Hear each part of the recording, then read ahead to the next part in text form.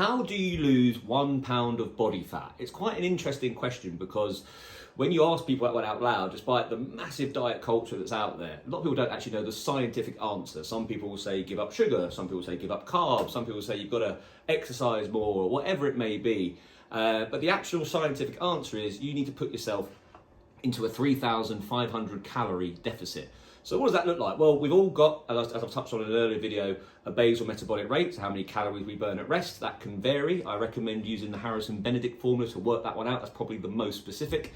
And then hopefully, ideally over time, we are an active individual through walking. That's going to burn more calories on top. Exercising, naturally going to burn more calories on top. Even what I just did there, fidgeting. I'm not saying you have to go around fidgeting all the time, but we want to be an active individual. And then that's going to give you what's called a TDEE, a total daily energy expenditure.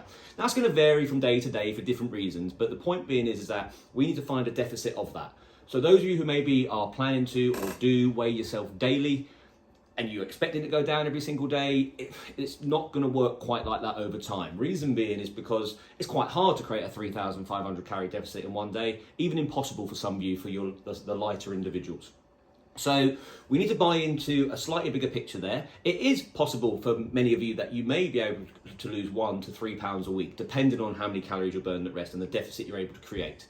But that is the answer, a 3,500 calorie deficit. And I think while there's certain methods to achieve that, you can go lower carb, you can not eat breakfast, you can build these things in. The tool that you have, this operation, is going to be the biggest player in achieving that, because through the fact that you're not going to be able to overconsume, with the fact that in the early stages it is a very low calorie diet, and hopefully with weight loss it's going to allow people who have got medical conditions such as arthritis or even things like polycystic ovary syndrome, sort of a more metabolic condition like that. It's going to allow you to put yourself into a deficit that maybe wasn't so achievable before.